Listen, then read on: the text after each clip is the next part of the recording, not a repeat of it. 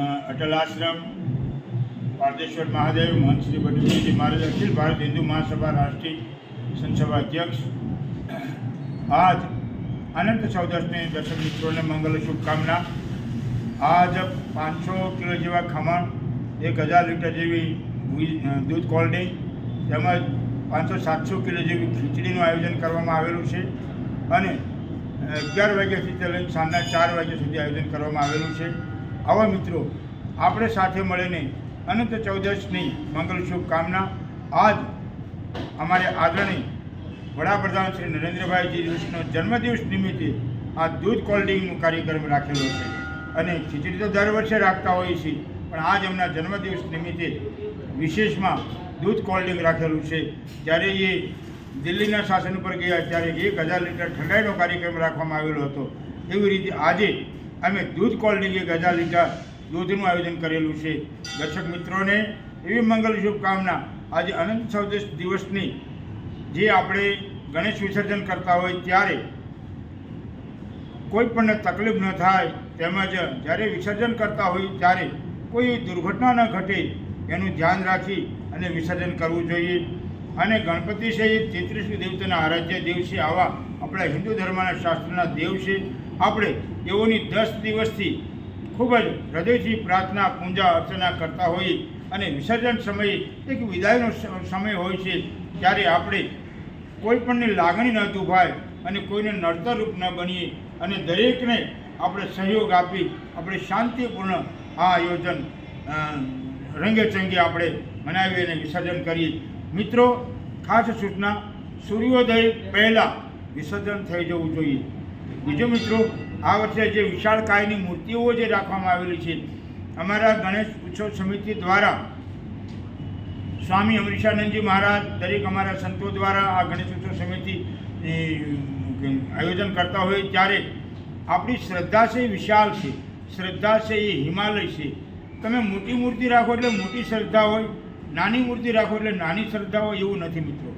આપણે આ જ પૈસાનું લોકોને કલ્યાણ થાય, કોઈ વિધવા સ્ત્રીઓની, બાળકોની અને કોઈ કપડાની, કોઈ નોટબુક વિતરણ, આવા આયોજનો આપણે કરીએ અને એ પૈસા આપણે આવા કામમાં વાપરીએ। મોટી મોટી મૂર્તિઓનું આયોજન કરી અને લાંબો ખર્ચ કરી એના કરતાં નાની મૂર્તિ રાખી ઘરમાં જ વિસર્જન કરી શકાય। અને અમારા ગણેશ ઉત્સવ સમિતિ દ્વારા જ્યારે એક માટીની મૂર્તિ બનાવી એમાં બીજ નાખી અને બનાવવામાં આવે છે, એ મૂર્તિ તમારા ઘરમાં વિસર્જન કરી એ પાણી તમે ગમે ત્યાં લગાવો તો એની અંદરથી વૃક્ષ થાય છે। આવો આપણો આ સંદેશ ઘર ઘર સુધી પહોંચતો કરે।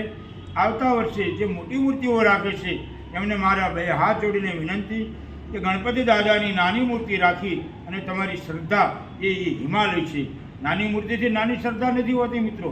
એકાબીજાને દેખાદેખી ન કરી અને નાની મૂર્તિ રાખી એ જે પૈસા છે, એ જે ધન છે, એ આપણે સમાજ સેવામાં ઉપયોગ કરીએ।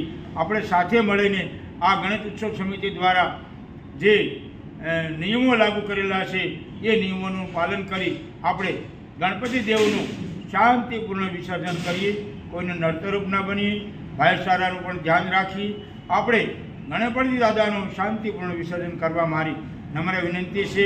આવો સાથે મળીને ગણપતિ દાદાને પ્રાર્થના કરીએ કે આવતા વર્ષે રંગે આપણે સાથે મળીને નાની મૂર્તિ રાખી એની પૂજા અર્ચના કરશું, એવો આ વર્ષે સંકલ્પ કરે। અમારા અટલ આશ્રમ દ્વારા આજે ખીચડી, ખમણ અને દૂધ કોલ્ડ ડ્રિંકનું આયોજન કરવામાં આવેલું છે। દરેક દર્શક મિત્રોને, દરેક ગણેશ ભક્તોને શાંતિપૂર્ણ પ્રસાદ લે અને પોતાના જીવનને ગણપતિ દાદામાંથી કંઈક શીખવા માટેના પ્રયત્નો કરે।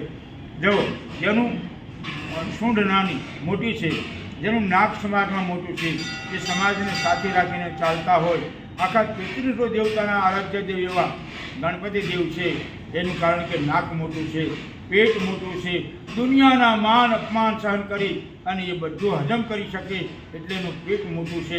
એવી રીતે આપણે એમાંથી ગુણ ગ્રહણ કરીએ કે આપણા જીવનમાં મારી તારી ન કરી અને આપણે એને ફસાવી દઈએ।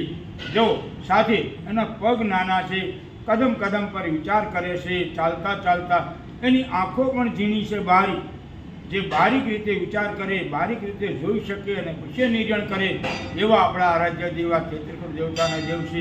બીજું એને કાન વિશાળ છે અને સતત ચાલતા હોય છે કે કે મારી તમારી નિંદા સ્તુતિ આ બધું ન કરવું એની એક સૂચન છે.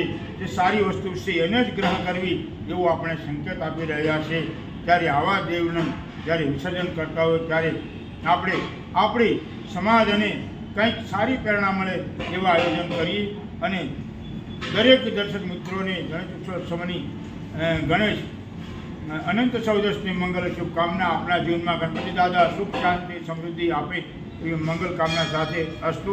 અટલ આશ્રમ પારદેશ્વર મહાદેવના જય શ્રી ગણેશ, જય શ્રી ગણેશ.